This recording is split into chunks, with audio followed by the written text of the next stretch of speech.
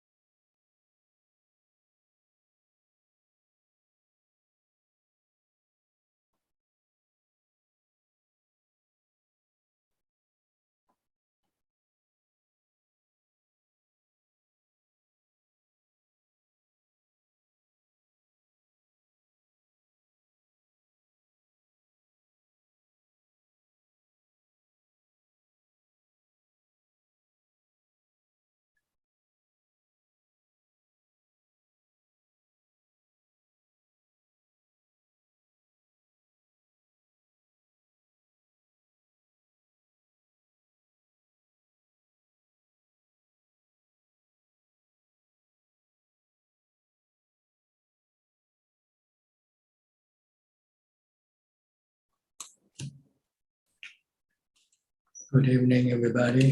นมัสการเจ้าค่ะ Hello อาจารย์ So Facebook Live, Yes. 17 people.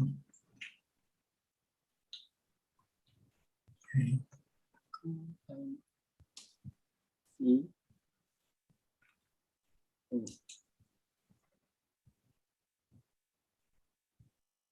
Showing some problem with Facebook. Let's see.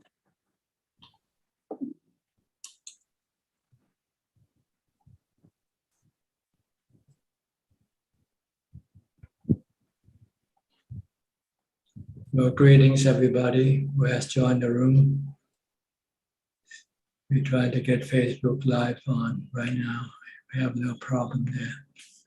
But we can start with our conversation with Kok Seng from Singapore. Kok Seng, you have any question?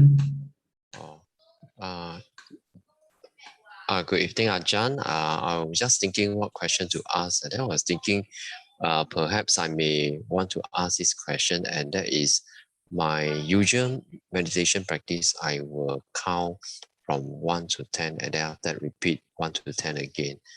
And I've been doing this for more than 30 years.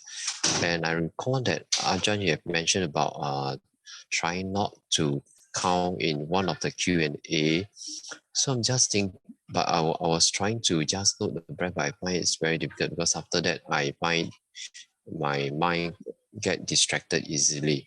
So I will revert back to counting 1 to 10, and then after that back to 1 to 10 again. So just want to hear some advice from Ajahn. So do I continue doing it, or should I just try to stop counting and then try to just note the in and out from the nostril or from the abdomen? Well, if you have to count to concentrate your mind, then go ahead. But eventually you want to stop and just merely watching your breath. That's the way that will bring your mind to become calm and still. If you still keep counting, it might not get there. But when you start and you find that your mind is restless or agitated, not concentrated, then if you use counting to help bring your mind back to the breath, and once you can watch the breath, then I think you should stop counting. But you can count as long as you like. It depends on how you feel. Until you become confident that you have strong enough mindfulness not to count, and you can just keep watching your breath, then you don't need to count. So it's up to you. You have to test it, try it, see which way works for you. But ideally, eventually, we want to come to anapanasati. Just merely watching the breath coming in and going out at the tip of the nose. But if you cannot do that yet, if you need to count, you need to chant, that's okay. Okay? Okay, I'll try doing that. All right. Yeah, thank you, Ajahn. Next is Willie from Indonesia. Good evening, Tanajan. Today I don't have any questions. Thank you. Okay, Carl Phai Lim from Malaysia. Yes, good day to you, Dhananjan. Yeah, today I have a question regards to dukkha, suffering. So if something that have happened before, like a kind of suffering, but it repeats again, and if I think that it's impermanent, anicca, will that be considered the same dukkha, or that is no longer a dukkha, even though something like a hand pain or any kind of unsatisfactory kind of suffering?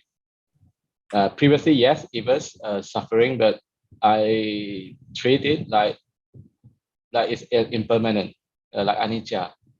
Is that considered as suffering as well, the same kind of suffering? Well, we have two types of suffering, really. The suffering that is natural, Okay. and the suffering that is created by your defilement, your cravings. So you have to identify which is which. All right. If your body have ache and pain, this is considered natural Okay. suffering. But if your mind feel bad about it, then this is unnatural suffering, because you don't have to feel bad about it. All right. You feel bad because you don't want it, you don't like it. You have the desire to get rid of it, and you cannot. So you feel bad. So you have to to be able to identify and deal with Yeah. the, yeah, the natural suffering. You cannot do anything about it. Right. They are like the sun and the rain. You just have to learn to live with it, the natural suffering. Right. But you can get rid of your defiled suffering, the defiled created suffering, the desire. Yeah. When you get sick, you feel bad. You don't like it. You don't want it. That's the problem that you can solve. You just have to teach your mind not to dislike the sickness, Right. because it's part of the natural world. It's part of the world that we live in, the Right. body. And the way to deal with it is just to accept it, and don't try to what you call neglect, not neglect, but deny. Don't try to deny. Don't try to have this desire. Oh, I don't want it. Right. You got it, so you just have to learn to live with it. Right. By not reacting to it emotionally. Right. Okay. Yeah, I got it. But the way to solve the defiled suffering is to teach the mind that you cannot get rid of the natural suffering. Yeah. You have to accept it. It's not. It comes and goes. Like you say, it's anicca. Yeah. It's here now, but it will go away sooner or later, and it will come back again. Yes. Just learn this. You can teach the mind that this natural suffering is anicca, and it's anatta, natural. It's not man-made. It's not created by anybody. It's caused by it's created by causes. There are some causes that cause it to appear, like virus. Once you contacted the virus into your body, then this sickness arises, this illness arises. And when you can get rid of your virus, then the sickness will disappear. Right. So this is something you have to teach your mind about this anicca and anatta nature of the natural suffering. So you don't want to create the unnatural suffering that is created by your cravings, craving for being or not being, for not being sick. You have this craving for not being sick. So you have to stop this craving by accepting that sickness is natural. Right. They come and go. When it's time for them to appear, they appear. And when it's time for them to disappear, they disappear. Yes. But you can live with them, whether when they appear or when they disappear. The mind can rise above them Yes. with wisdom and with samadhi or mindfulness. Mindfulness is there to stop the mind from reacting. Wisdom is teaching the mind not to deny the natural suffering. All right. Yeah. Got it? Got it. Thank you, Ajahn. Okay. Next, Anuraji from New Zealand. Are you still under lockdown? Hi, Tangaja. Yes, we are still under lockdown. So You getting more cases? yeah, now we have, within a week, we have 150 cases. Yeah. So At lockdown least you start lockdown right away, so it might not spread too far.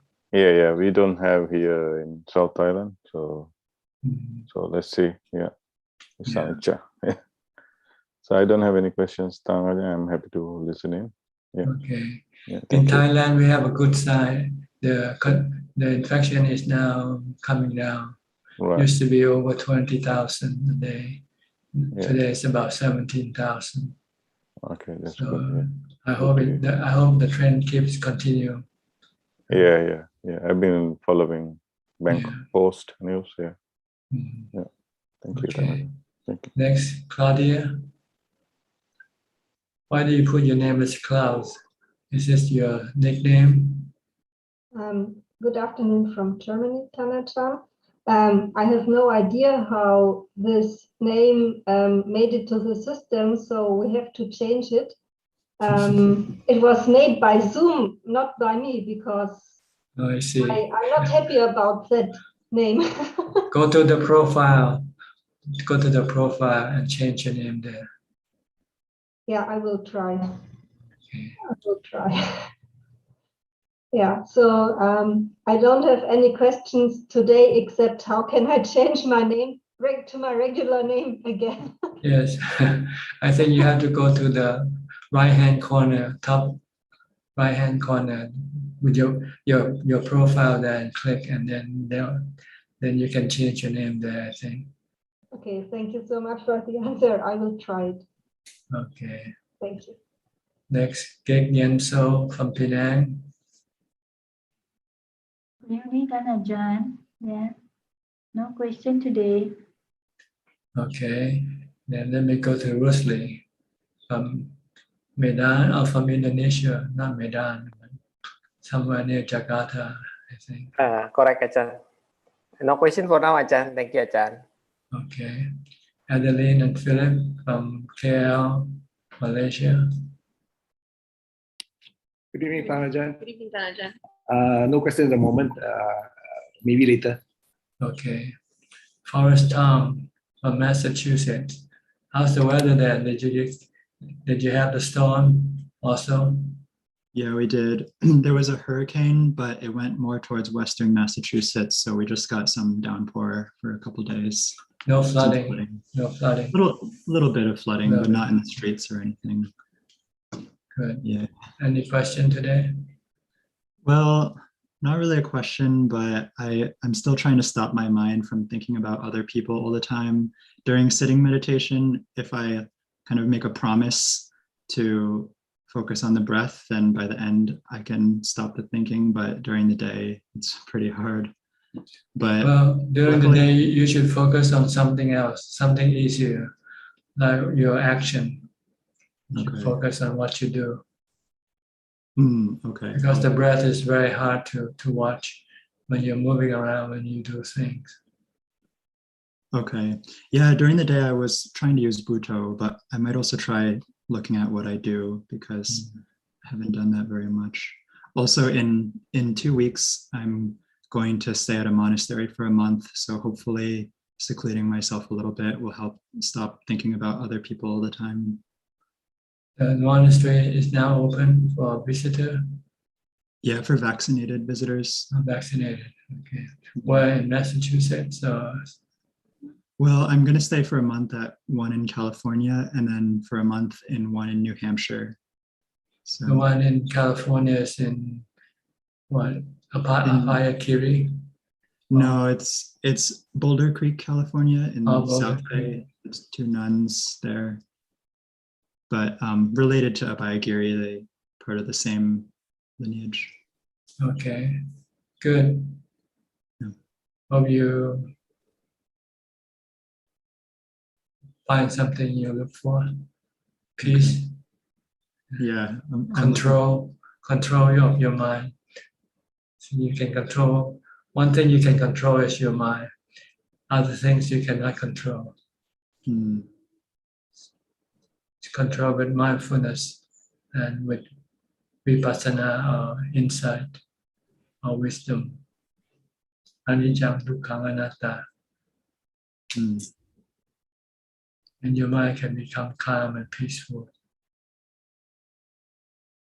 Okay. So no question today, all right? No, thank you. Let me go to Gary from Singapore. Gary? Good evening, Tanajan. There's no questions for now. Thank you. Okay. There's still no Facebook Live. Are you trying to fix it? Or I'm not updating. Okay. We are live now for 46 people. Oh, it's live now. Okay. Yes. Sorry. I think today we have some problem with the Facebook since this afternoon also. Yeah, something went wrong. Yeah, something went wrong with Facebook today. Okay. Well, let me go to that. Gary, did we come to you yet? Gary from Singapore. Gary, sorry. Tanajan, there's no questions for now. Okay. Darren, also from Singapore. Hi, Jan. I have no question today as well. Sitting in for the Zoom. Thank you. All right. Alvin Lee from KL. Did you send something to the monastery? Someone told me, Alvin. Maybe someone from Malaysia. Oh, the lotus seeds, is it? Yeah. Yes. With Bante Kovido and another five, yes. You met Bante Kovido? No, I've never met Bante Kovido. I see, okay. Yeah, but he is now in London. He has gone back to England. Yes. Yes. He used to live here with us for a couple of years. I think he said 4 years or something. 4 years, okay. Yeah. I forgot. Yeah, I can't remember. Yeah, but I've never met him before because of all this lockdown. So hopefully one of these days when he comes back, I'll go and see him. Yeah. I've got no question today, maybe later. All right. Then let me go to Sri and check from Vancouver. Any question from you? Ajahn. Hello, Ajahn. Tan Ajahn. Okay, Tan Ajahn, my question is during the meditation, when we try to use sati, like mindfulness, and focus on our breath, actually we are trying to bring up our knowing mind. We're actually trying to stop thinking. Okay. When you stop thinking, then your knowing mind will appear. See? Because the knowing mind is being blocked by the thinking, the thoughts. You only see the thoughts, you never see the knowing mind. Oh, okay. So when you stop the thought, then what is left is just the knowing mind. Like the monitor screen. When you turn off the monitor, then the images on the screen will disappear, right? Yes. And what is left is just the monitor, the screen, blank. blank screen. Same way with the mind is like a monitor, TV monitor, TV screen. When you turn on the TV, then you see all the pictures and the sounds, right, coming. Yeah. So you never see the monitor, you never see the screen. Only after you turn off the TV, then when the images disappear, then what is left is the screen, is the monitor, the screen. Same way the mind is like a monitor, a screen, TV screen, with the images always showing all the time because you never turn it off. Your mind is a constant on TV, you know. Yeah. Always have something to think about this, about that. Even when you dream, when you sleep, you still dream, you still create. So you use mindfulness to stop, to reduce, and eventually stop the thoughts from coming up. When the thoughts stop coming up, then blank, emptiness appear in the screen. And then you see the emptiness, and the one who knows see the emptiness.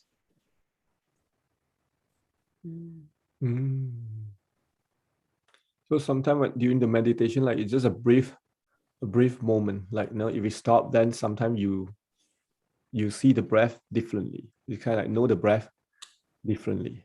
It's only a brief moment.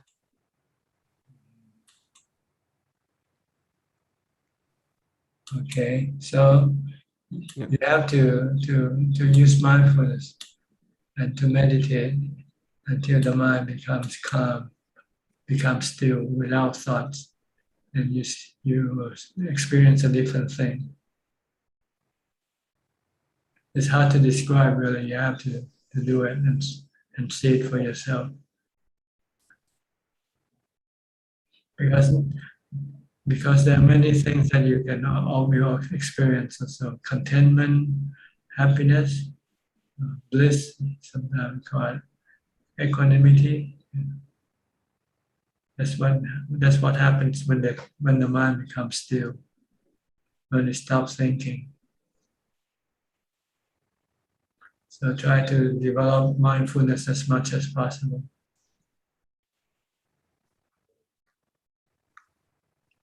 Okay. When you're not sitting, and when you sit, then focus on your breath, or Bhutto, whichever method works for you.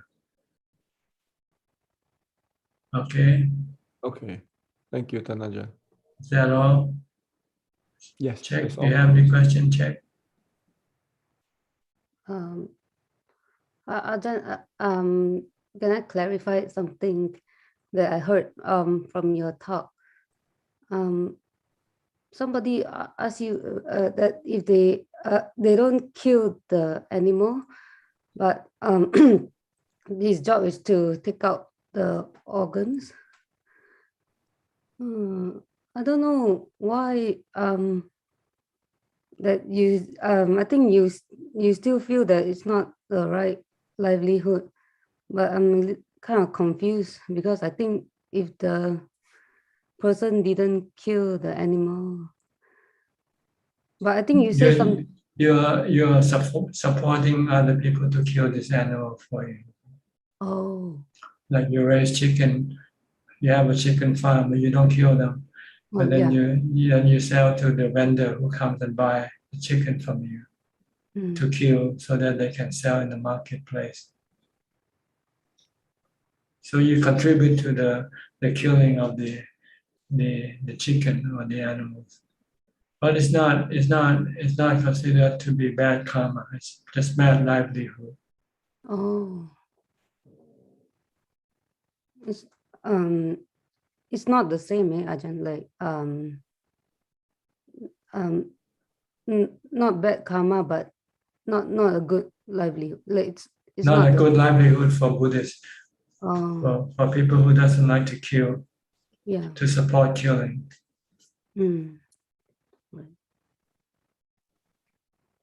But not not considered bad karma, not breaking the precepts. You don't kill, you don't. So it has no effect on your mind as far as after you die, whether you have to go to be born in the animal realms or not. No, you don't. This doesn't affect. Livelihood doesn't affect. Oh. It's just something that we want to avoid doing. But more advisable to not, as a Buddhist, it's advisable that we don't support, encourage, foster.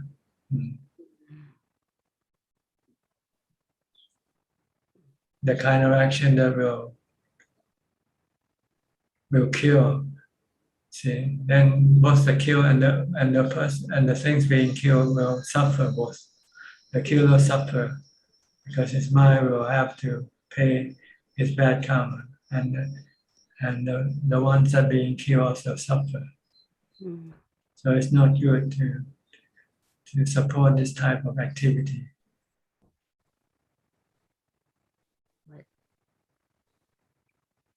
Besides this, there are other livelihood that you should avoid, like opening up a liquor store, for instance, selling liquor. People drink and they get drunk and they can then cause trouble for other people. Sometimes they drive and they can get into an accident, causing injury, death to themselves or to other people. So this is a kind of activity we don't want to do and to avoid. We want to avoid not to do this type of activity. So if it's a real Buddhist country, then there shouldn't be any liquor store. There shouldn't be any selling of livestock, raising livestock for food, for instance. Then everybody will become vegetarians. Ideally, but in real life, it's not like that. Okay. Yeah, in Canada, it's cannabis. The cannabis store. It's the new latest thing. The you know what it is, Ajahn? Cannabis or marijuana? Yeah, I think latest thing it's the cannabis store. It's opening out in so the liquor store is there are lots and lots, and now the latest thing is cannabis store. Yeah. Unfortunately, if you use for medicine purposes, okay. That's but what for pleasure, it's not good. That's what they say it's used for, but you can't really stop people from recreational. You have to know how to separate the two. Yeah, that's true. If it's medicine, it should be prescribed by a physician. Okay, but for recreation, and this is not the right kind of recreation as far as Buddhist is concerned. The right kind is to meditate. Right. Get into meditation better, safer, no side effect, no addiction, no cost either, no money spent. Ajahn, may I ask you a little about my meditation?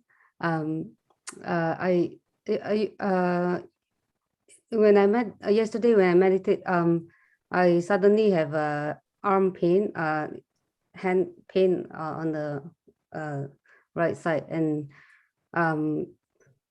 I use the method of I use your teaching and seeing that it's like weather, I can't control it, and it's gone away, and I mean it didn't go away, but I could ignore it and be peaceful and very nice meditation. when I came out of meditation and it's not, I just ignore it. And then, but after a few hours, it came back really painful, not in meditation, but in everyday life, came out very painful. I use the same method, even though I'm not in meditation, I use the same method of your teaching, that's anatta, I can't control it. And it's like the weather. So I just ignore it. This morning is after waking up, it's gone. I'm just wondering, like, if this is my defilement or it's real, like. Well, you have to separate the two. See, when you teach your mind that this is like a weather, you're stopping the mental suffering created by the defilement. Okay, but at the same time, you also look at the natural, which comes and goes, the pain of the body, different parts of the body. Sometimes it comes and then sometimes it goes away by itself without having to do any treatment.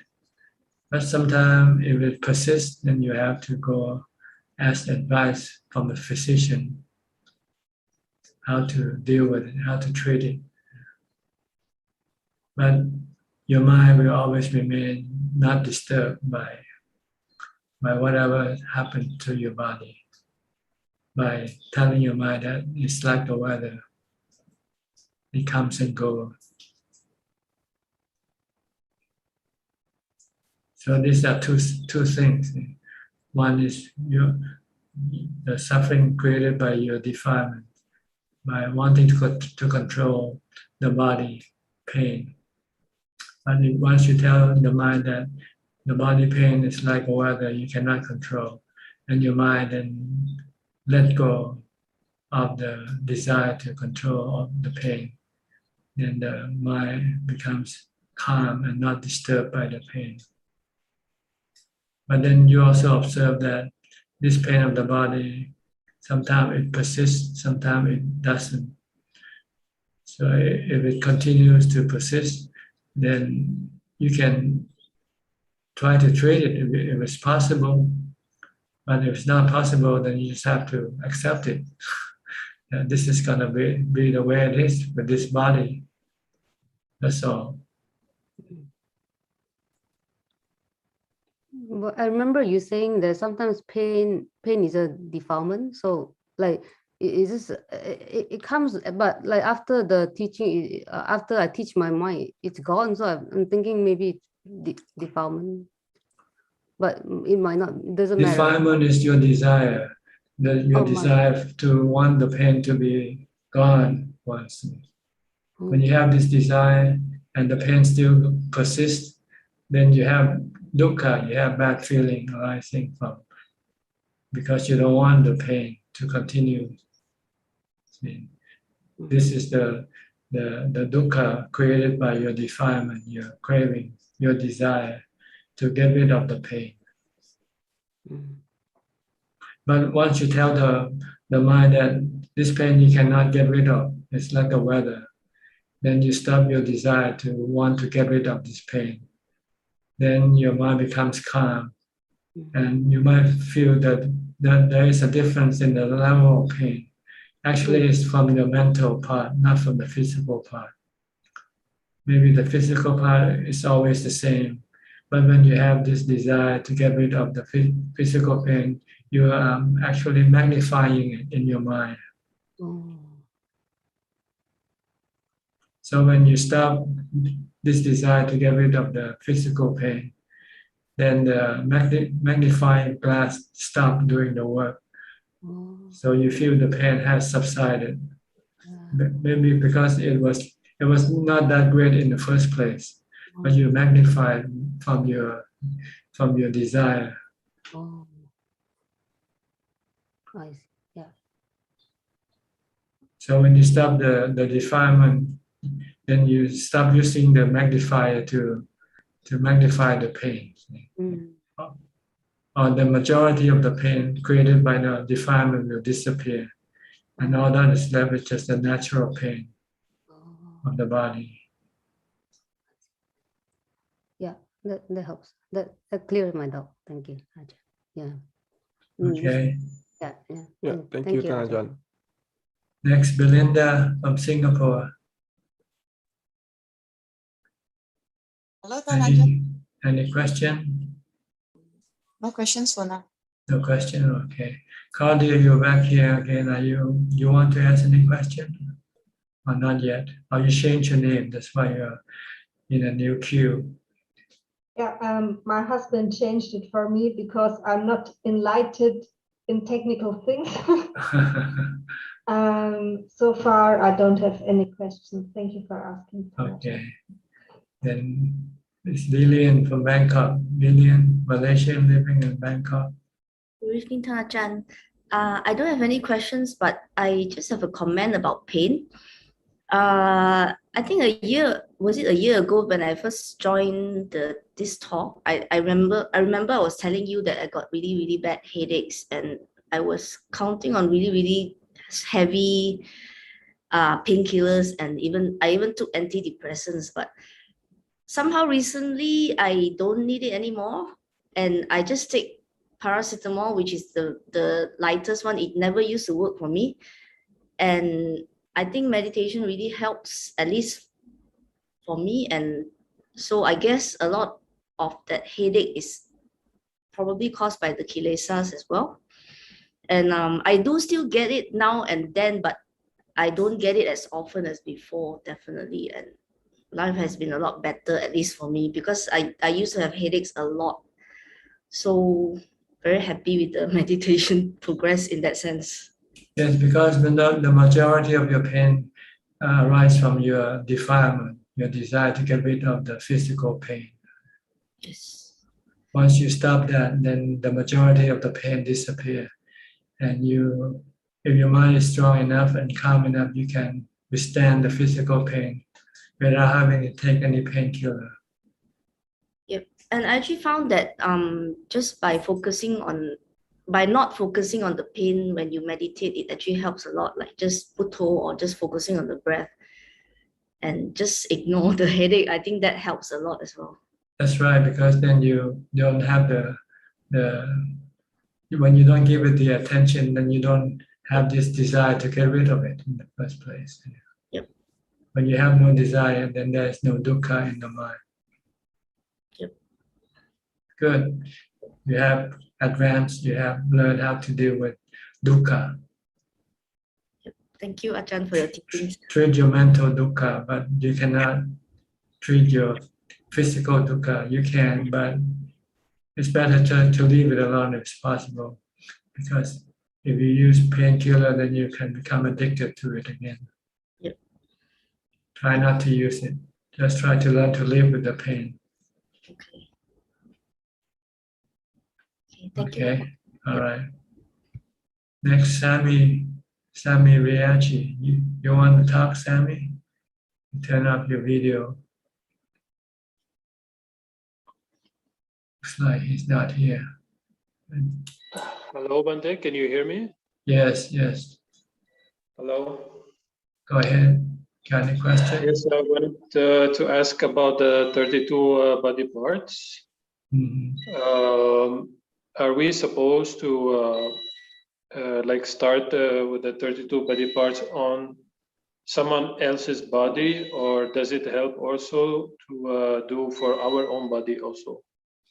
Your body and everybody else's body, they're all the same. You want to treat them all the same. And you're like a medical student, really. That's what studying this 32 parts is about. Try to know what is the composition of the body. See, what you see is only the 5 parts on the outside, but you don't see the other 27 parts, which is hidden under the skin. So you want to study and learn all this part, so that when next time when you look at a body, you see all the 32 parts. not just the 5 parts you see from the outside. This will give you a balanced view of the body. Right now, we have a delusional view of the body. We look at the body and we think it's good looking. But if you can see the rest of the body parts, then you say, oh, it's not so good looking. There are parts that are good looking and there are parts that is not good looking. Right? So you want to have a complete picture of your body, everybody's body, in order to stop the sexual desire for the body.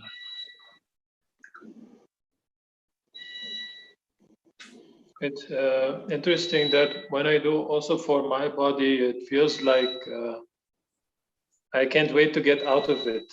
It creates like a lot of agitation and like urgency, and like for not only the practice but like urgency to, get out of it. So I kind of that's another desire, is of defilement. See? You study just to want to learn, to know about it, but you don't want to have any aversion, desire for whatever aversion or attraction for it. Okay. Normally, we have attraction for our body. We love our body. We want to look after our body. We want to keep it good looking. And it can become an obsession for some people and can cause a lot of unnecessary dukkha. But once you see the true picture of the body, then you say, what the heck, what you got a pimple, that's only a very minor problem when you think of the rest of the parts of the body. Yes, Or a scar or something. Like last Sunday I was giving my Q&A, and I think Phoebe saw me have a little cut on my forehead. Yes, I heard that one. Yeah. It was a shaving day for me. One here and one here. She was worried that it fell down. Yeah. Yes. So let's say, okay, I do about 1 hour of yoga practice every day, and I think I mentioned this before, that sometimes I feel even guilty about it, that I might be indulging too much. I mainly do it because I suffer from lower back pain because I sit all day. So no matter how much I walk, then the pain will actually increase. So the only thing that helps me is stretching. And yoga is, 1 hour every day, basically, it keeps that lower back pain away. So I was wondering if that you consider that too much indulgence at the body, because no, not at all. Not at all. As long as you consider it to be a medical treatment, the body needs to be protected, looked after, so that it doesn't cause you any problems. Yeah, but you can use mindfulness along with it when you do yoga. Stop thinking by focusing on the yoga, by reciting a mantra or something. Actually, the yoga that I practice, it's a Buddhist kind of yoga that's coming from Tibet. And every movement that we do, it has either exhale or inhale or holding the breath. So there is no movement without focusing on the breath.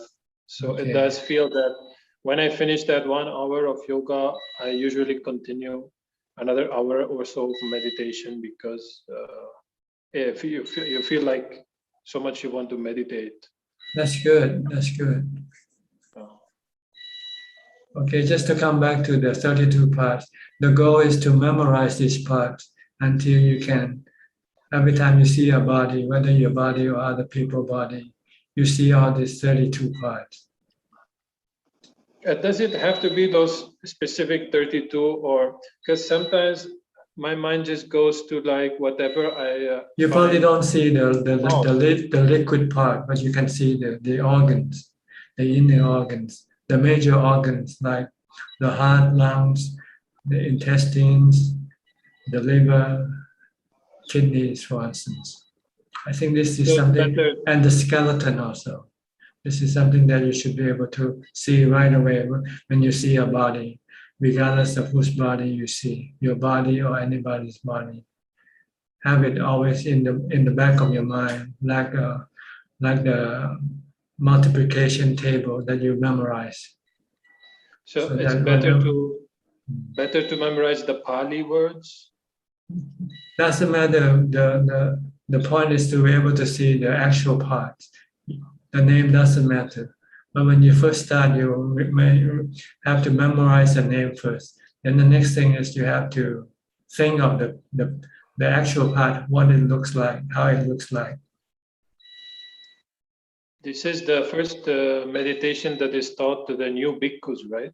Yes, just the 5 parts first, because due to the lack of time in the ordination ceremony, so it's only given the 5 parts, but it's presumed that it will be taken up and then follow through with the rest of the other parts of the body.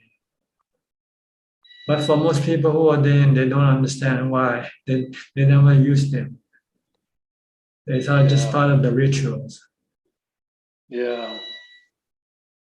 But it's actually parts of the Dhammatalk, the teaching. Indeed. Especially for monks or people who keep the 8 precepts or more, because they have to control their sexual desire. And these 32 parts can help control your sexual desire very efficiently. Yes, it's working very well for me. So if you can first memorize the 32 parts, then try to visualize each part, and then eventually visualize the whole part. Like an orchestra, you might learn each instrument by name first. Yeah. And you try to listen to each instrument, the sound. And eventually you want to see the whole orchestra performing. All right. And Tanajan, if you allow me one more question, because I heard that the Prime Minister of Thailand announced that in October he will open the country for tourists. So I was wondering if you can recommend some temple where I can ordain and have the freedom at the same time to leave, because I think that, I don't know about Thailand, but in Myanmar, when you ordain in a certain temple, let's say as a samanera or a bhikkhu, then you have to stay for 5 years. They call that the nisya. So I don't know if in Thailand it's the same. I think it's the same. The first 5 years you have to usually stay with your upachaya, the person who gave you the ordination. He's your father, so he wants to teach you the trade of becoming a monk. But some upachaya can delegate his duty to some other teacher. So you can talk to the upachaya before you ordain, ask him whether he will allow you to go and live and practice with other teachers. If he say yes, then you can ordain with him. If he insists that you must stay with him for 5 years, then you have to choose a new teacher. But you cannot recommend a certain place, yeah? Well, for Westerners or foreigners, usually the main one is the Wat Pa Nanachat, the international monastery where most foreigners go to. Yeah, and then there are small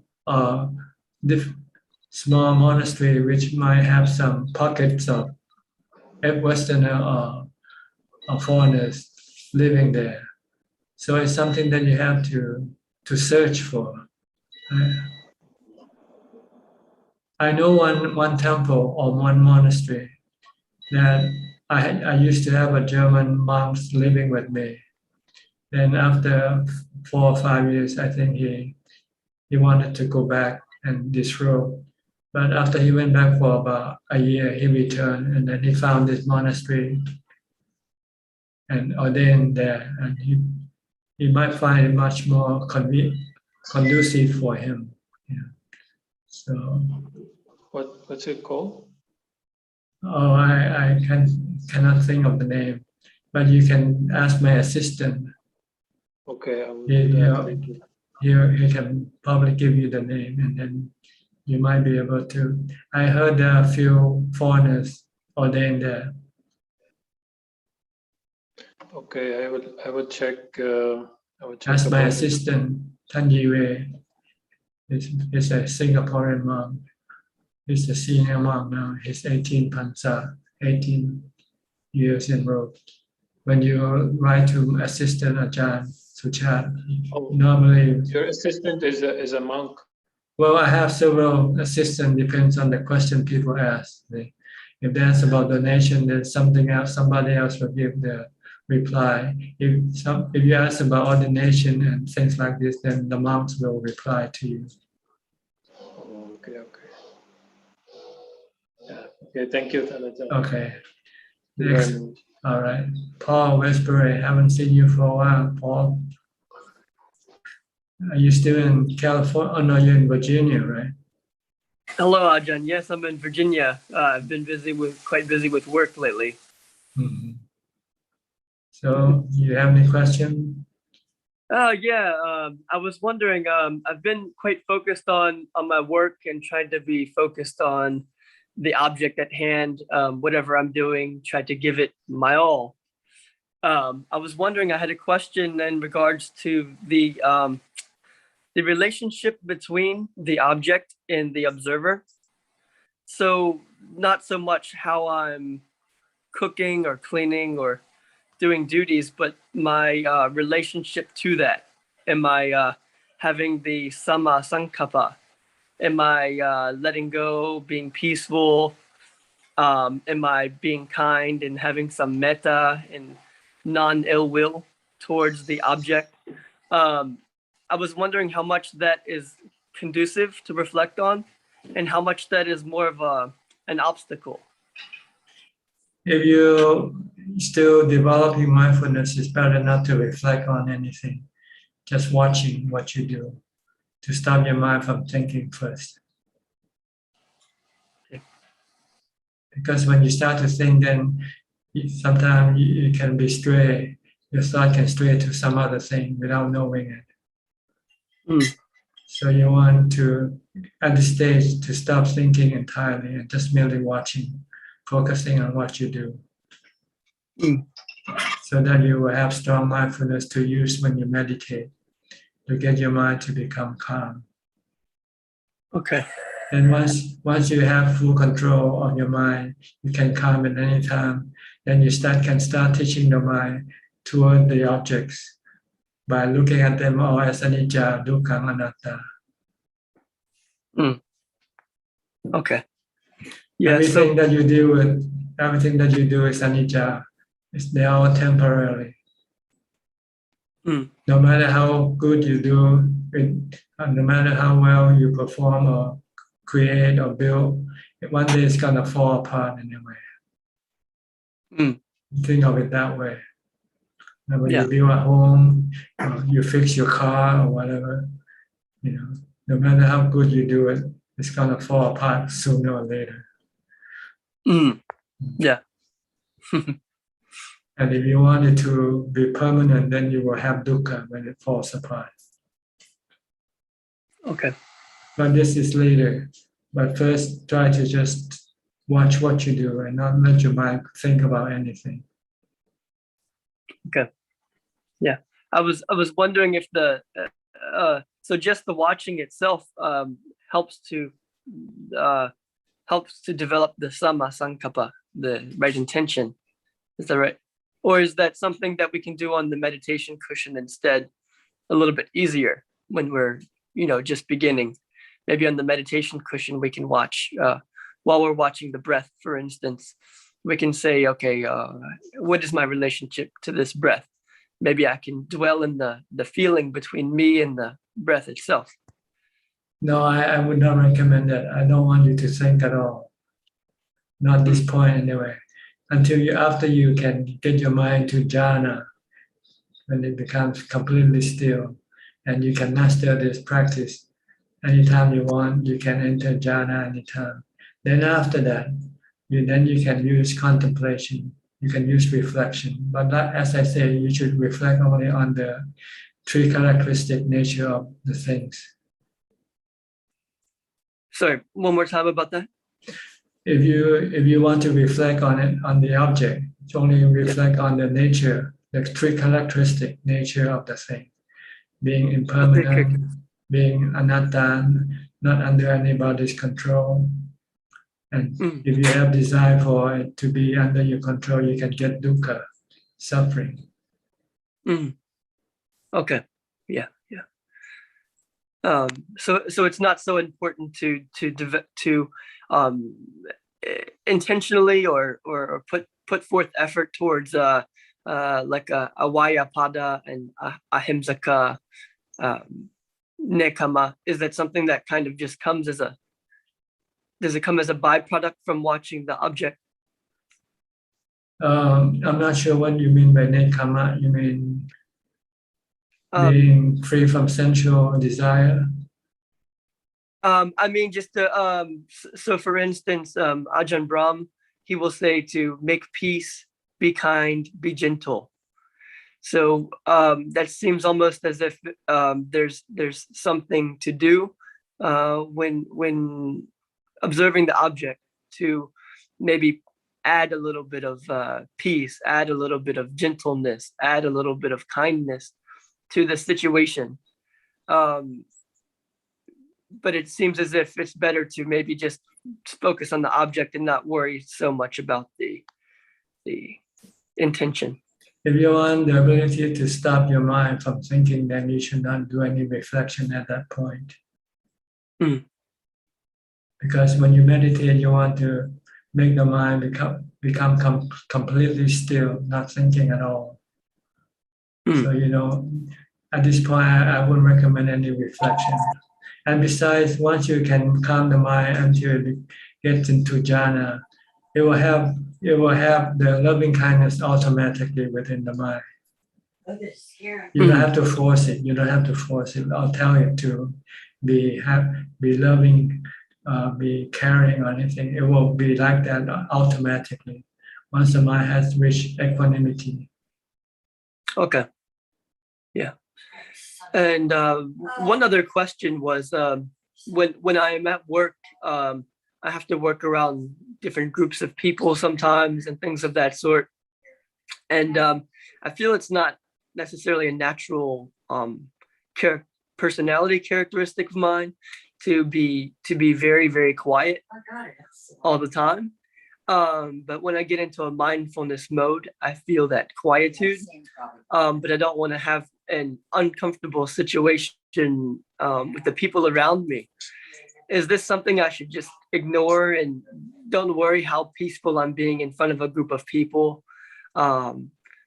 Because sometimes I feel as if they may think it's awkward or different or weird, if somebody is practicing like a strong mindfulness in their presence. Well, you should react to people as required, as social, decorum requires you to do so.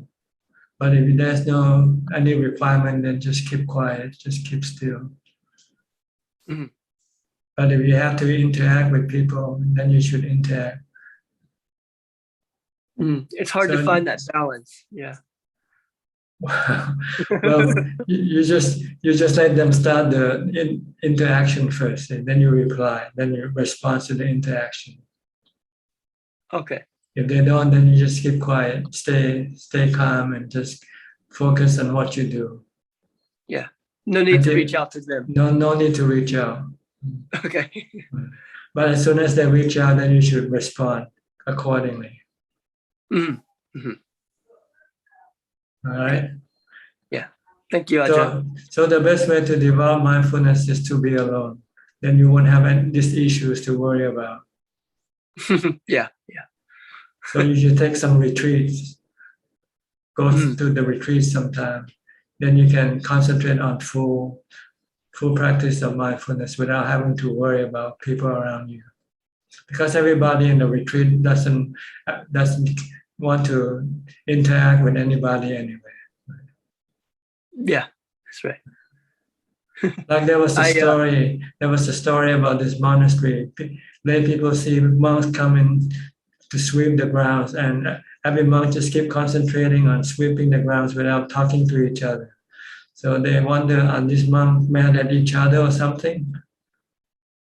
Because for lay people, you have to, interact, right, with people that work with you. But with monks, we don't interact. We just keep focused on our work. So yeah, in the eyes of ordinary people, they think monks are not sociable. They're mad at each other or something. But they're not. They just don't need to do any social interaction. They just keep focusing on what they do. Yeah, that reminds me of one of my favorite suttas, the Chula Gosinga Sutta, with Nandiya, Kimbya, and Anuruddha. I think they use the sign language to talk when it's necessary. Yes. Yeah. This to prevent making any noise to disturb other meditators. Yeah. Thank you, Ajahn. All right. Good to see you. Hope you come back again sometime. Thank you. All right. Oh, by the way, have you visited Ajahn Dik's monastery? You're living close to his monastery, isn't it? I recently got another vehicle, so I hope to, now that I have a vehicle, I hope to go up there a bit more often. I haven't been there in maybe 2 months now. I think I offered Dana about 2 months ago. And it's a little bit difficult without having a personal vehicle. I have to rely on a friend to drive or something of that sort. But now I can visit more often. Yeah, okay. I hope to go very soon. Okay, good. Yeah, thank you, Ajahn. All right. Sulan from Singapore. Next.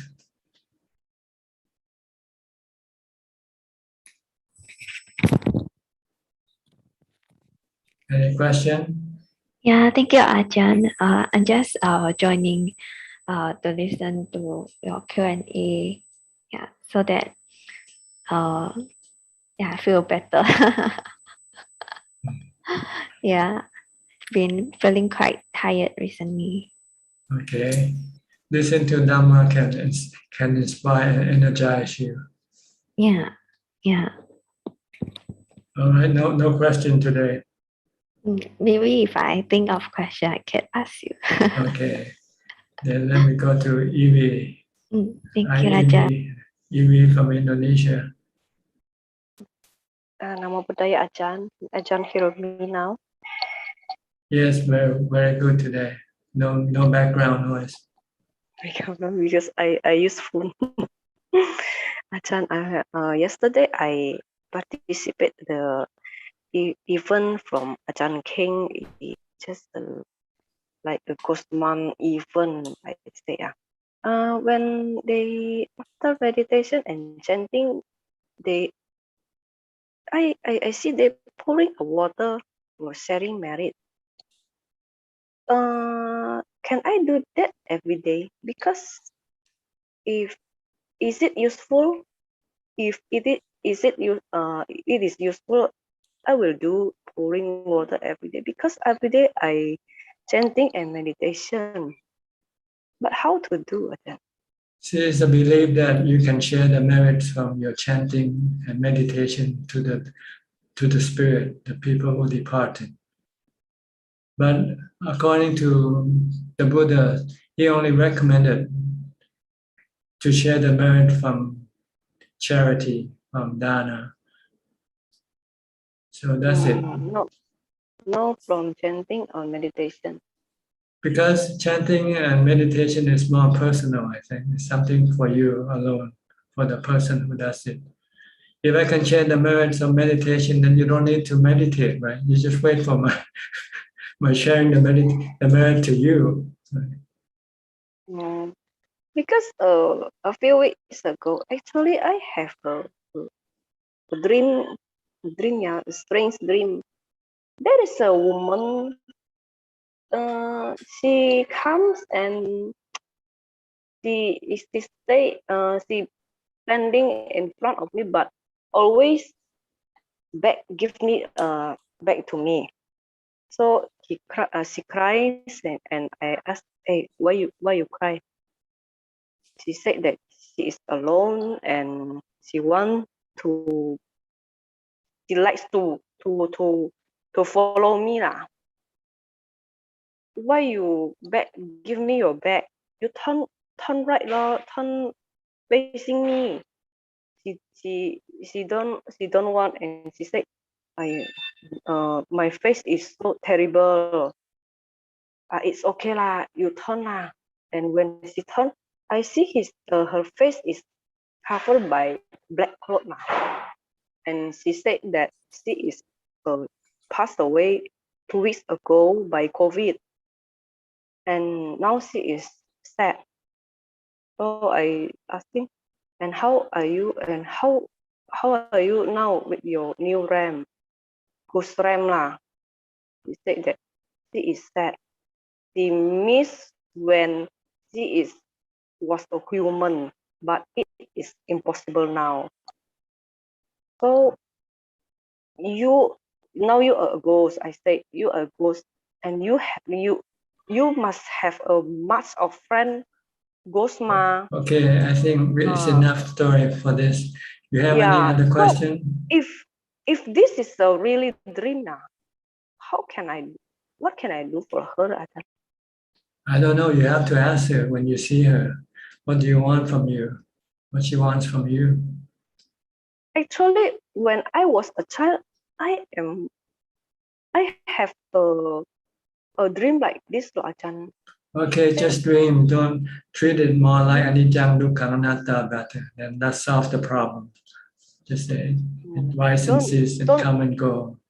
Don't have pouring water for them. No need to. Unless they ask for the water, then you give them the water. If they don't ask you for the water, then you don't need to do anything. Oh yeah. Okay. All right. Okay, Ajahn. Thank Okay. you. Thank you, Ajahn. Next, Ricardo. Uruguay. Am I right? Yes. Uruguay. Thank you, Ajahn. Yes. Nice to see you again. No question, just to thank you for your panya. And it's very inspiring to hear Dharma from you. Thank you. Okay. You're welcome. So anybody else that's in the room that likes to ask question but hasn't yet turned on the video? Sulan, you want to ask question? You raise your hand. Okay, go ahead.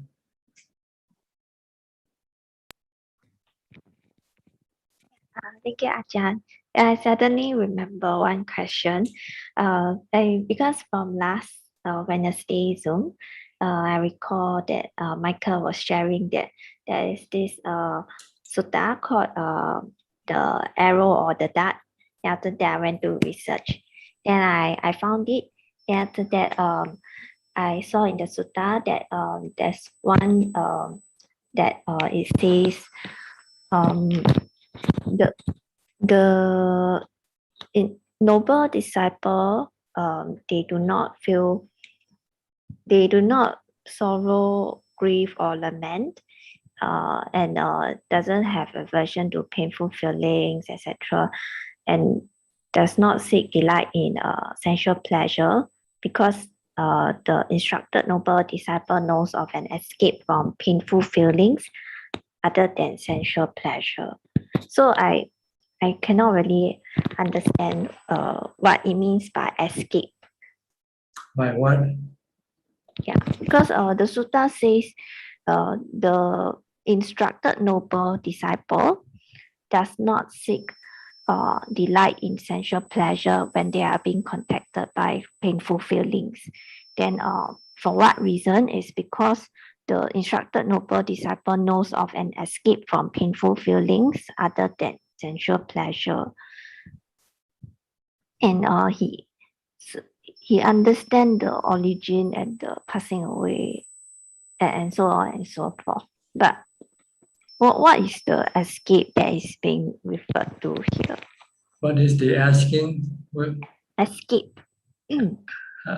say that word again. Ask what? It says escape. So it says that escape. Yeah. It says that the instructed noble disciples knows of an escape. No, of an escape from this thing. Yeah. Okay. I can't understand. I don't really understand what kind of escape is this referring to? Escape from the dukkha, see, that can appear when the mind come into contact with things.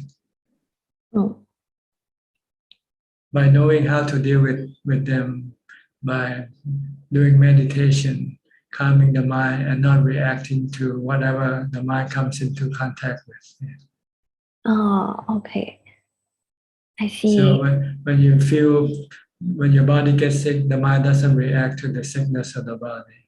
When the body is healed from the sickness, the mind doesn't react to the disappearance of the illness either. It remains the same, merely knowing, not feeling happy or feeling sad.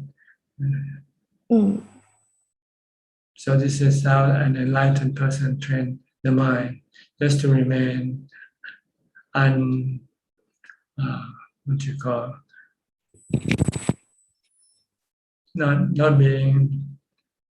being disturbed by whatever events that the mind comes across.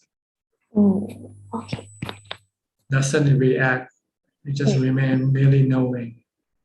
Okay. Doesn't react with aversion or attraction. Okay. Yeah. All right. It helps. All right. So you have to meditate. You have to develop mindfulness. Then you will have the ability to remain non-reactive to things when you come across things.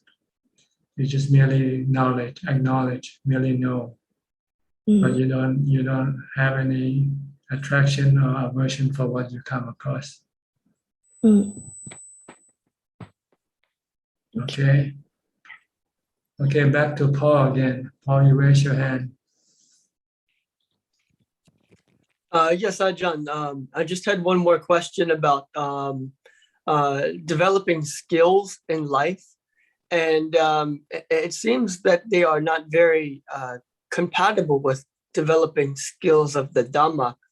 Like we were mentioning, like working on your car, somebody who can become a good car mechanic, or maybe they have good social skills, or maybe they have different skills and they develop them a little bit every day, and maybe they find an interest in that type of thing. I'm wondering how this transfers into Dhamma practice, and maybe this ties into the paramitas. Yes. And I'm wondering if do we all already have enough parami to become arahant? Because I know the Buddha had perfected all of the parami to become the Sama Sambuddha. And I'm just wondering, is it just about us recognizing that we already have enough parami to develop? We've already developed enough, and now we just need to reflect on the dukkha, anicca, anatta, to end the cycle of being better at this, better and worse, and succeeding and failing. Yes. Well, if you haven't yet become enlightened, it means you haven't got enough parami yet. You might lack one or two. You might have some other parami fulfilled, but you might lack the last essential parami, which is wisdom. See, for the Buddha, he had accumulated all the other paramis. What was lacking was the wisdom parami. So he first went to seek for advice from other teachers, and they could give him the advice he looked for, which is the Four Noble Truths. So eventually he has to reflect and then contemplate and research until he eventually came up with this truth, the Four Noble Truths. Once he got this, then all his 10 paramis become complete. So he become an enlightened and become a self-enlightened Buddha. Mm. Oh, okay. So when some things like maybe being on time every day, just making a determination to be on time for everything we decide to do, or keeping all of our promises pristinely. Something as simple as this could be developing one of the parami that may be lacking. Is that right? Yes. You're developing determination, which is one of the parami called Atithana Barami, resolution. And if you can keep your resolution, then you are developing Sajja Barami, which is truthfulness, being truthful to yourself, not cheating yourself by setting up a resolution and keep breaking it up. So you have to keep your resolution. Once you have set up your resolution, then you must not betray your resolution. Yeah. Thank you. So you have the second one, which is called the Sajja Parami. And then if you keep persisting on doing this resolution, then you are developing the Viriya Parami also, the energy or the diligent. You have to, in order to accomplish something, you have to be diligent. You have to work hard. You have to have effort, put in the effort. Yeah, this makes a lot of sense. I had an incident at work where I was inquired. They said, "Will you be able to do this?" Or they left it up to me to decide that if I need to do this task. They left it up to me, and I told them that I would do it. But then on later reflection, I realized, oh, okay, I was the one who made the statement, so I can say yes or no to this now, after I had already agreed that I had already made the conclusion. Right. You have committed yourself. So you have to follow through. If you don't want to be lying, not truthful. Yeah. So I had a little bit of an encounter at work because of that. But it taught me to, even if I'm the one who makes the resolution, I need to stick with my own word. It's not for somebody else's gratification, but for my own. Yes, truthfulness is very important. You don't want to be lying to yourself. Like people set up New Year resolution and never follow through. Yeah. Then they're just lying to themselves. Oh, this year I'm going to stop smoking, and they stop smoking for 2 days. And then they forgot their resolution already. And they pretend not to remember that they had made up this resolution in the first place. So but if you're truthful to yourself, then you will know that you have made yourself a promise. Resolution is like a promise. Once you made a promise, you have to keep your promise.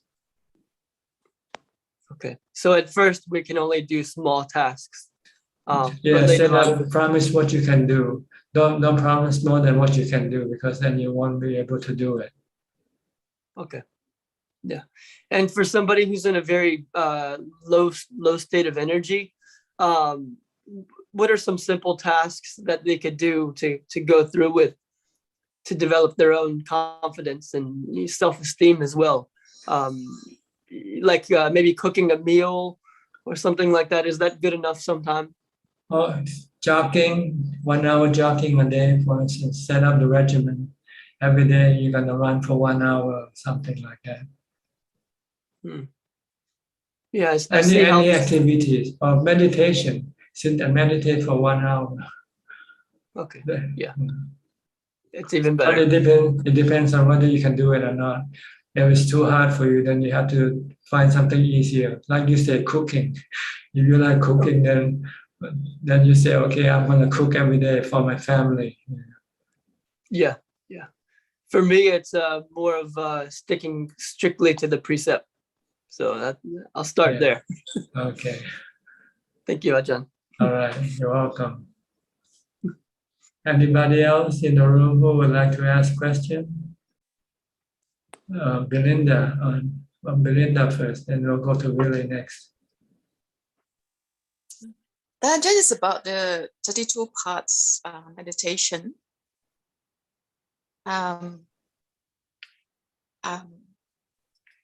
once participated a guided meditation in a monastery, and after the 32 part session, there were very intense aversion towards every single cell of the body, and I realized it's a very strong annihilation, and the mind just observes as is, and then the mind just have it just put the attention back to the body, just observing, and the mind suddenly realized I'm very grateful to the body at the same time, to having a precious life, to practice, to walk at the same time.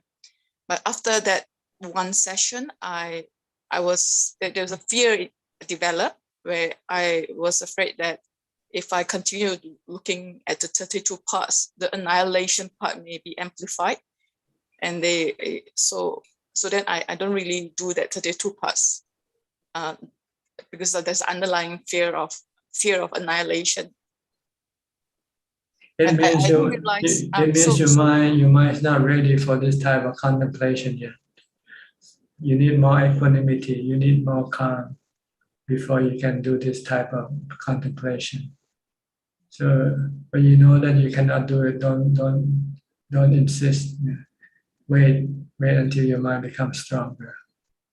Practice more meditation, get more samadhi, get more jhana, get more equanimity, and then try to come back and contemplate again. If you can contemplate without any reaction, then it's okay. But if you have any reaction, adverse reaction, then you should stop. You shouldn't do it yet. Yeah. So do some other contemplation. Do metta contemplation.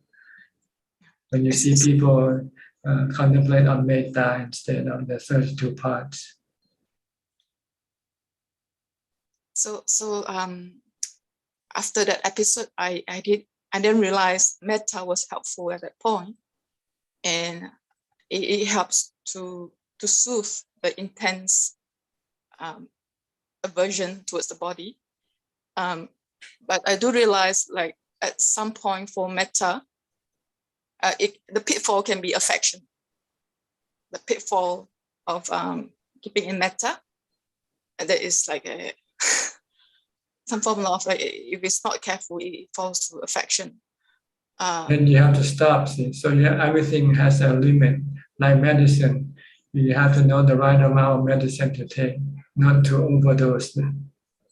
When you take too much, it can then have overdosing effect on your body.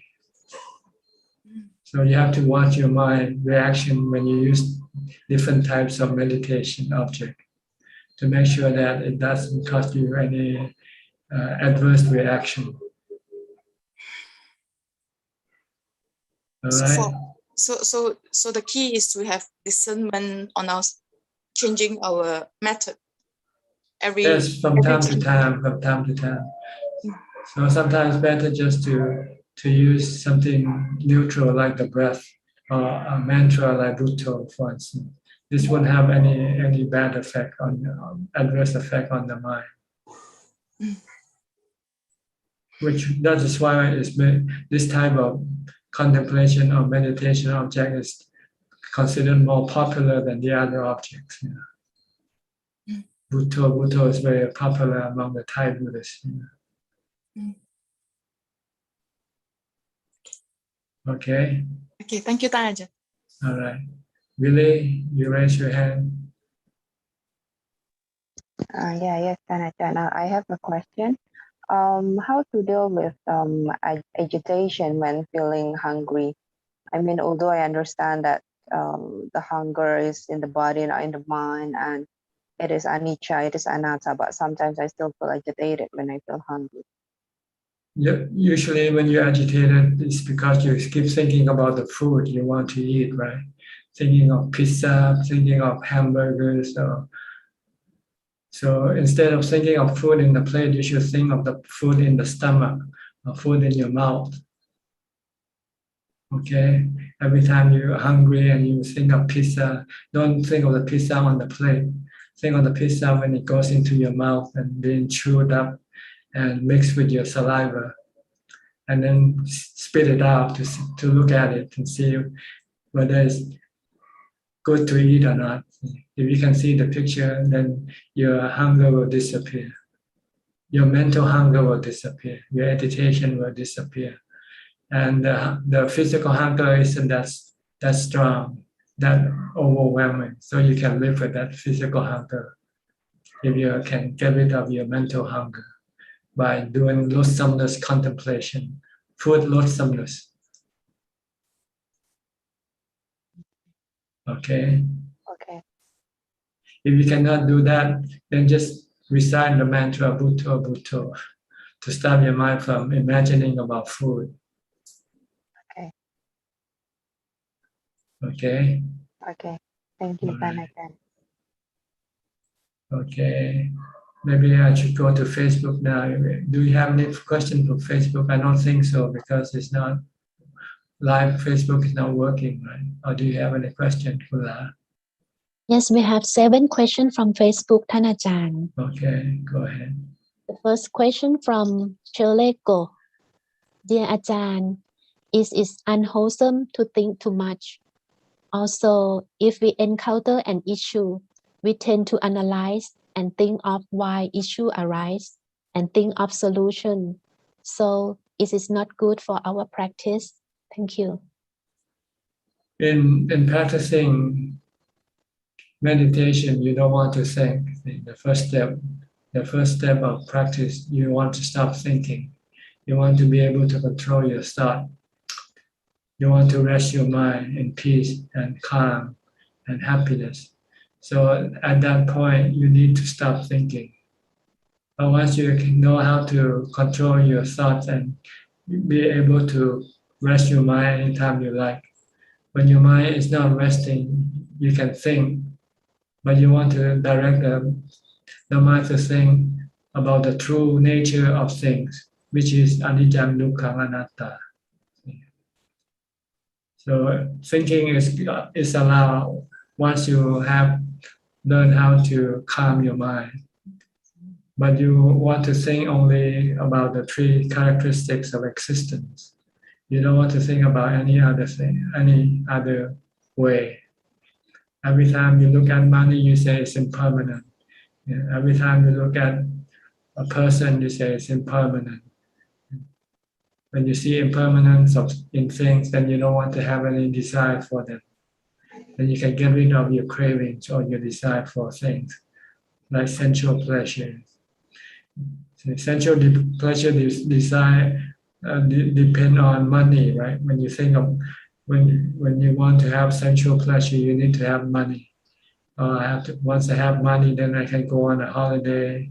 I can go to a movie. I can go buy things I like. But when you think of money as being impermanent, that it can come and go very quickly.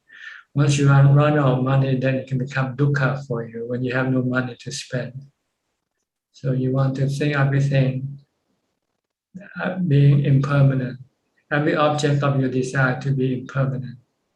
Then you can stop your desire, your craving, or your desire for those objects. So this is the way how you want to think. On the other side, you can also think in terms of anatta.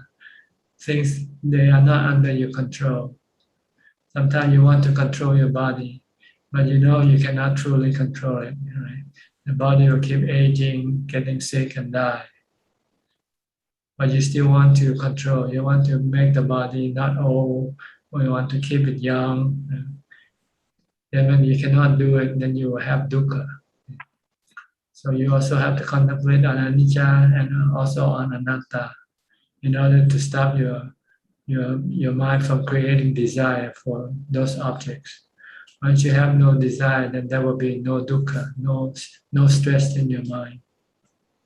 So this is the way we Buddhists are taught to think, if we have to think at all. But first, before thinking like this, you need to know how to stop thinking first.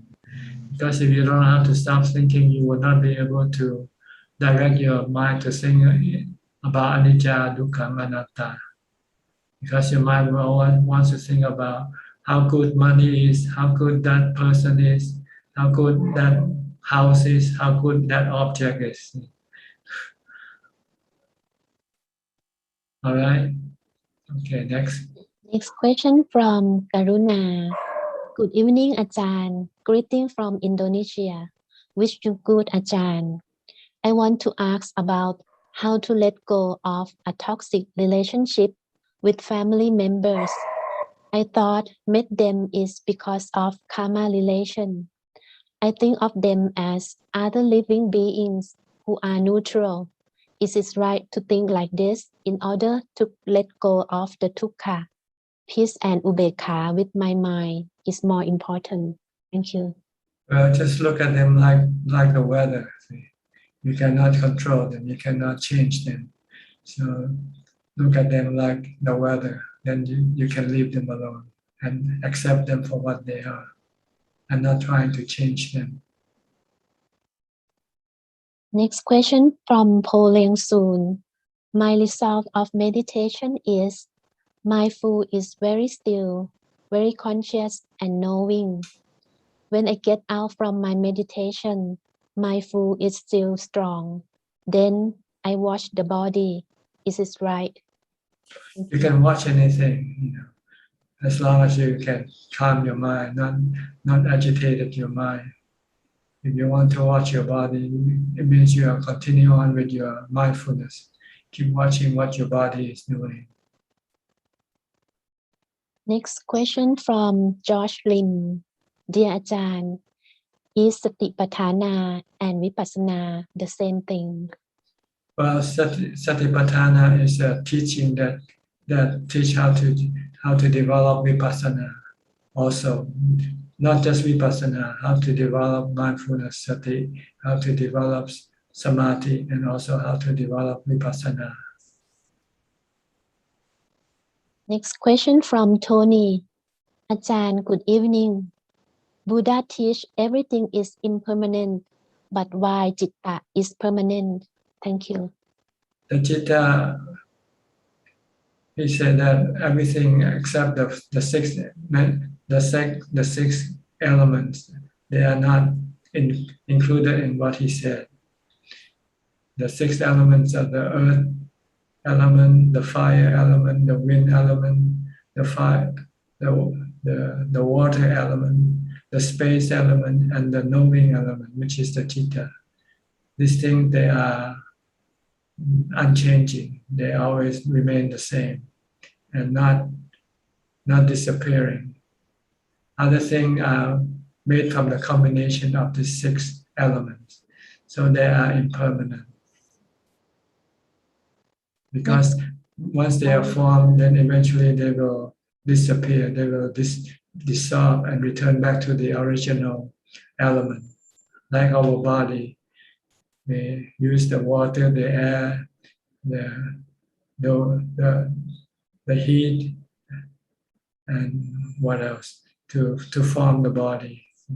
But then one day, the element that formed the body wants to return to its original place.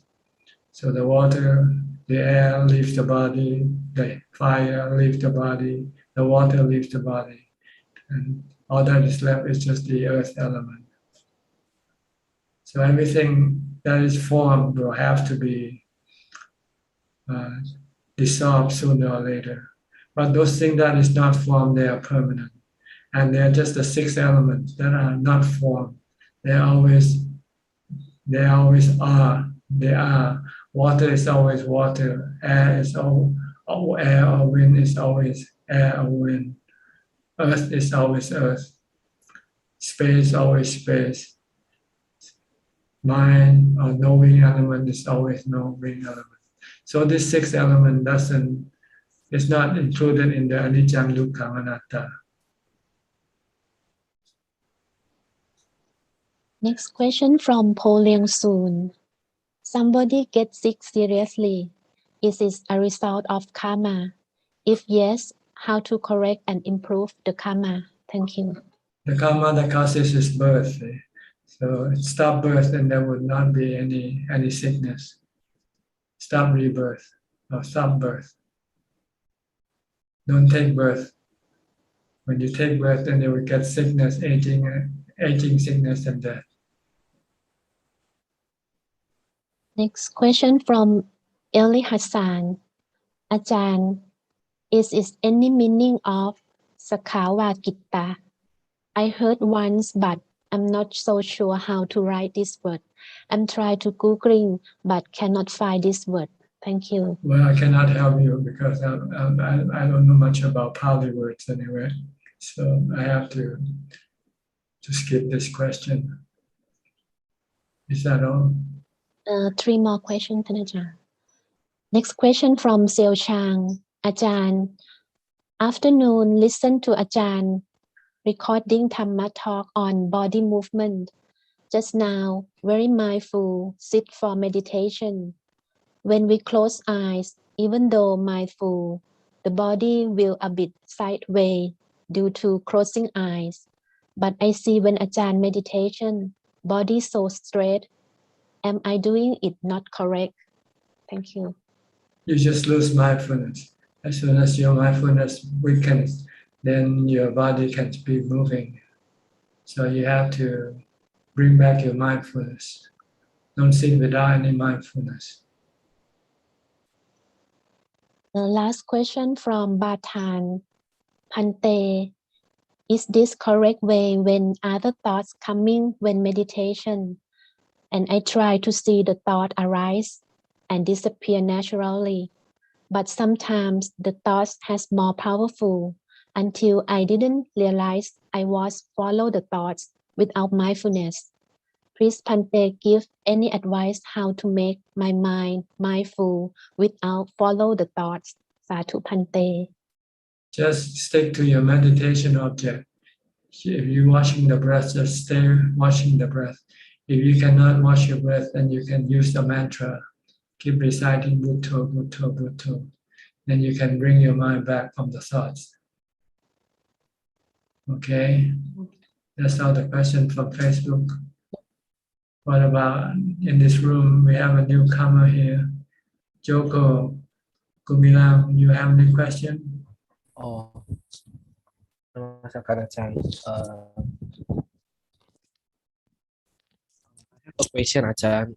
So I want to ask, is Tiratana, Buddha Dhamma Sangha only existed in human?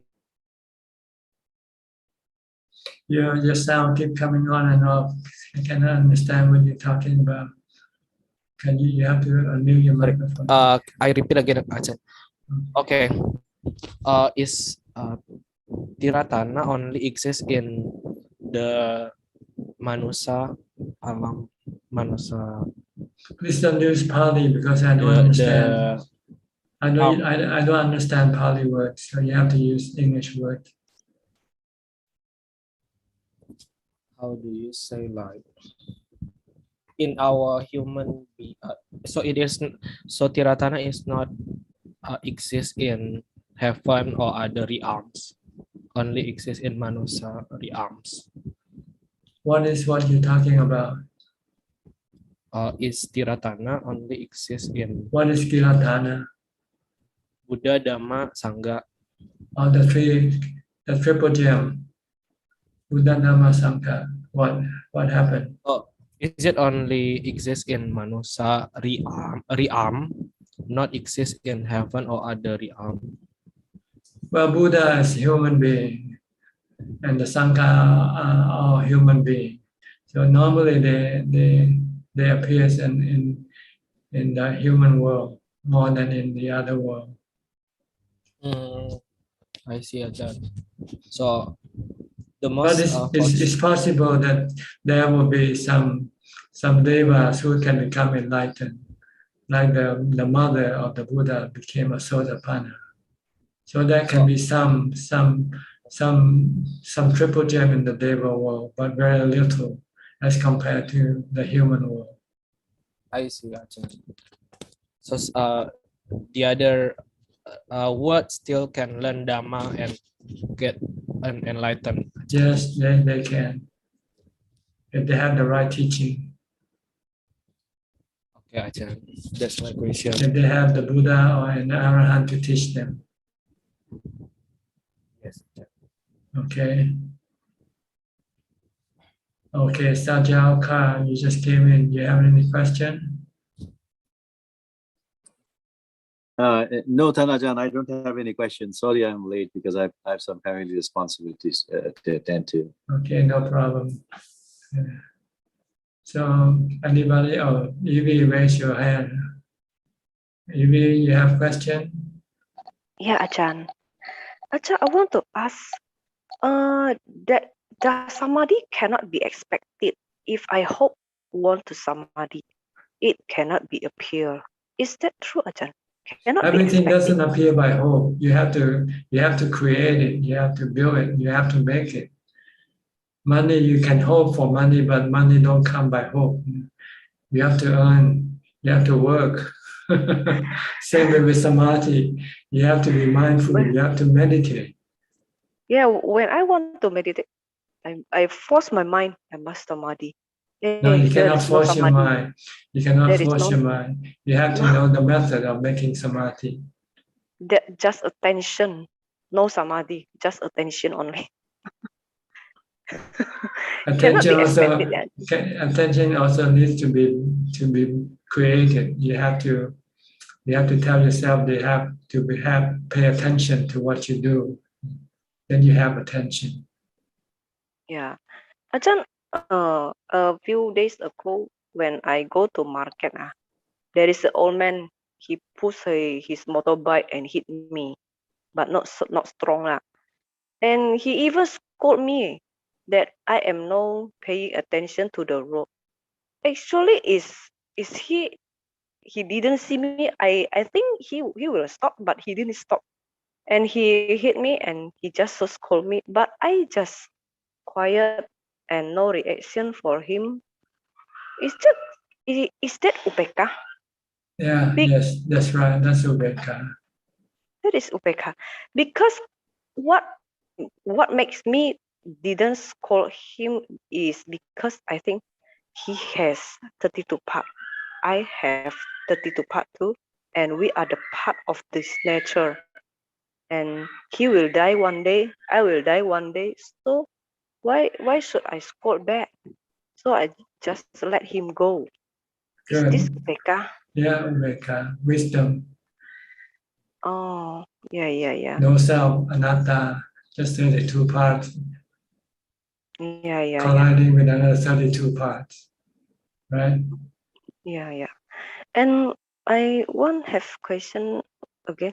When I meditate, I see the mind and body is just like water and oil. The mind is above and the body is below. There is a border. And sometimes the have a two of mind. One mind is the mind always watching. I call this is policeman. And two is the monkey mind, who is always making story, making talk, arise and the police is just watching, and the monkey will shame and he's gone, and arise again the monkey, and the police watching again, he drowned again, and finally the monkey no showing again, just the policeman only. And finally I find inside the mind are no core, just the empty. Is that Is that correct, Ajahn? Yes, space, like empty space, just knowing, just merely knowing. But I cannot too long for this situation. You have to do it more often. You have to develop more mindfulness. Because not enough strong, Ajahn. Yes, you have to develop stronger, more mindfulness when you're not meditating. Okay? Yeah, thank you. All right. Anybody else would like to ask any question? Ulla? Okay. Ulla, okay. One more question from Po Liang Soon,ท่านอาจารย์ There are delusion and wrong behavior happen when meditation. Can Ajahn give the example? Thank you. When you meditate, there's no action, it's just watching. Your mind is watching or not watching, that's all. If you're not watching, then you're not mindful. If you're watching, then it means you're mindful. Then if you're mindful, then you'll get the result. You will calm your mind. If you're not mindful, then you don't get the result of meditation. You get restlessness and agitation instead. Okay. That's all. Darren from Singapore. I have a question with regards to right livelihood. So say if let's say company A has in a different area of specialties. One of the areas is sort of like right livelihood, so it sells weapons, sells livestock. But in other areas, it does finance, accounting, and probably some vehicle maintenance. So if a person were to work for that company, but if he or she were to work in the other areas and not in the bad livelihood area, in this is he considered sort of not doing the right livelihood work? Sort of that. If you somehow can separate the different work that the company do, and you have nothing to do with work that hurt other people, then it's okay. Oh, so as long as we don't work in the bad livelihood department, is all right. Yes, yeah, okay. But sometimes they are so interconnected that sometimes it's almost impossible to observe this right livelihood. So sometimes you might need to compromise if you still want to make money, you know. If you don't want to compromise, then you might have to become a monk. Okay, this is the reality of life. You know. And being a lay person is very difficult to practice Dhamma. It's much easier to become a monk to practice Dhamma. Okay. All right. Anybody else? We're almost 2 hours.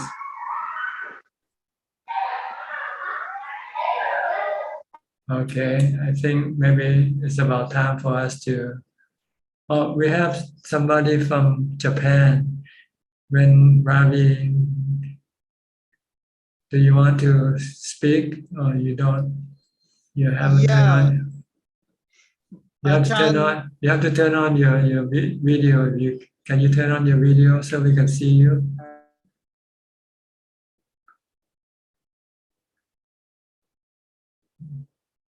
No video. Okay, you want to speak? Unmute your microphone. Venerable Ravi.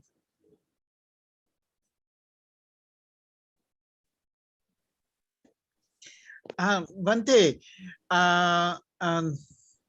hello. Yes, go ahead. Where are you from? I'm from. From India, but I'm living in Japan, and there is an association, World Buddhist Mission. I have one question that can you give the name of the scripture?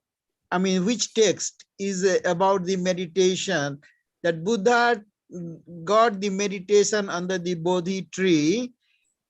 What is the text where we get the reference? I don't know. I don't. I usually just listen to my Ajahn and I just take their word for. Okay, Bhante.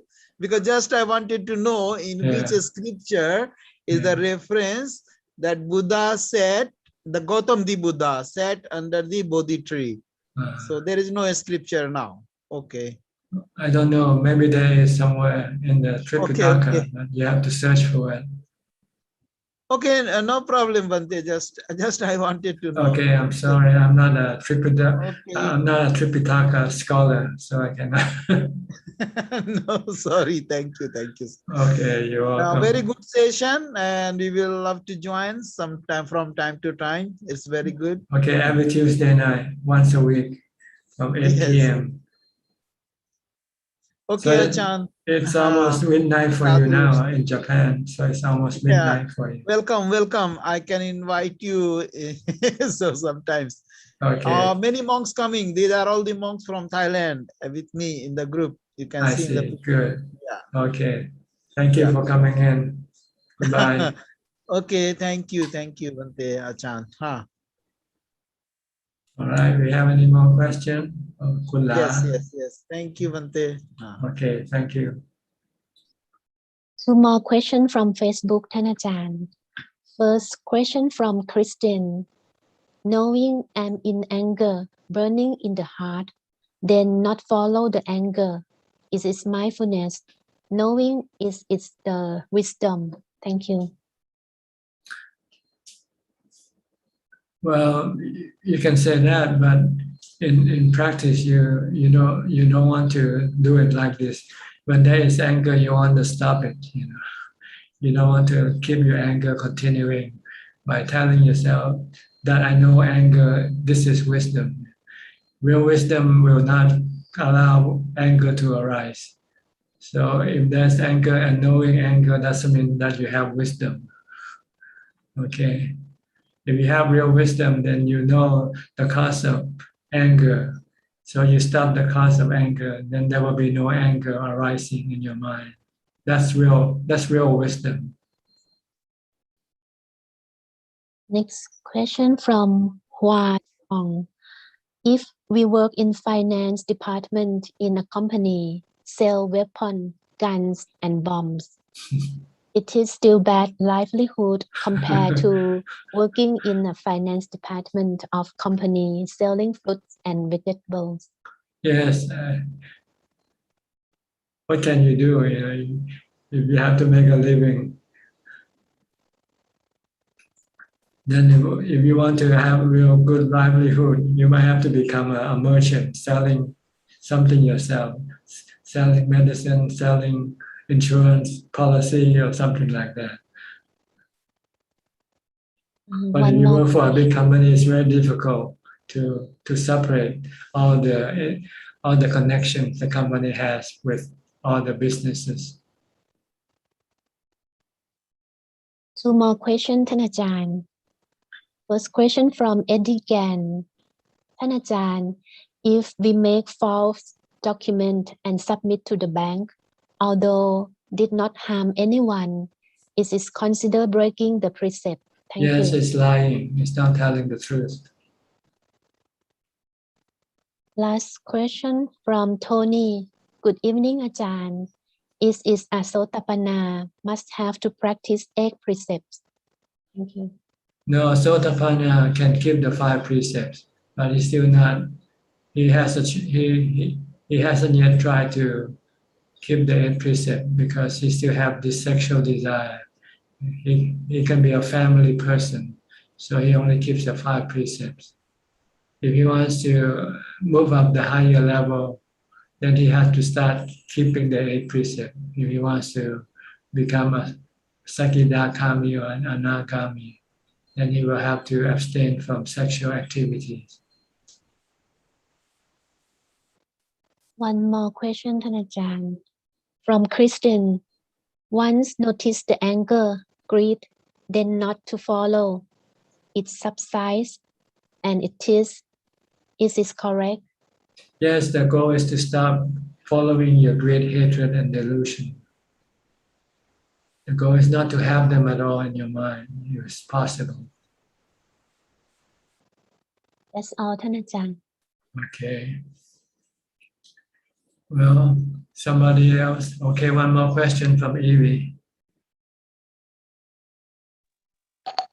Ajahn, I just remember this morning my uncle he has died, and he died because he has sick and very suffering for many years lah, because of the autoimmune disease. The part of his body broken one by one, I know, and he is passed away this morning. So what can I do for help him to give a good karma for him for the deceased people, Ajahn?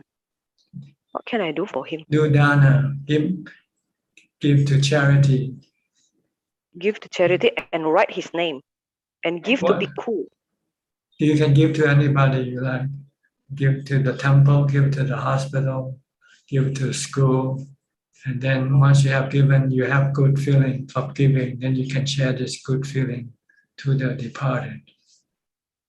Okay. Ajahn, regarding Ajahn explained about that Sotapanna has no sexual desire. No, he still has sexual desire. He or she still has sexual desire. How about if people no have sexual desire but only do a duty as a wife or husband, but no sexual desire again? Is regarding is include still do sexual activity lah, but no sexual desire actually. Just do a duty. It's called include sexual desire, still has sexual desire. I don't know. You have to ask yourself that question. Just do duty because no choice ma.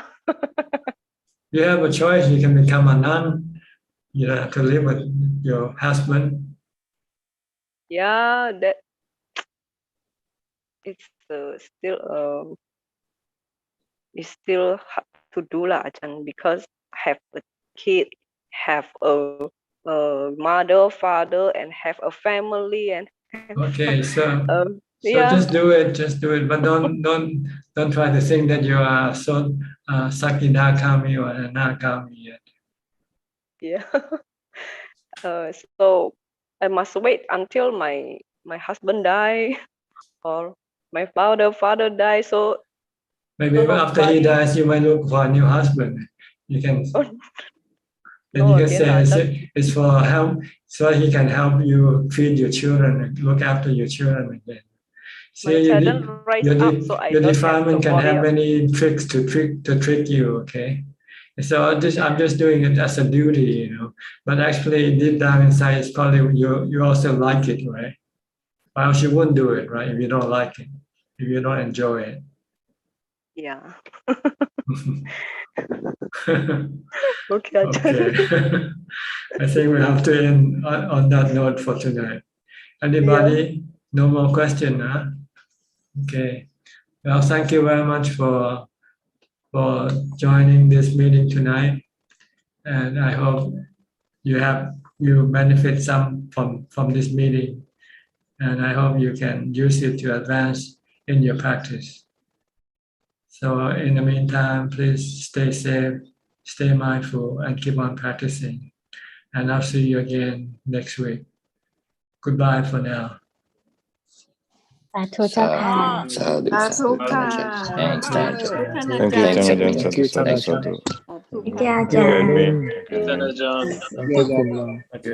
you.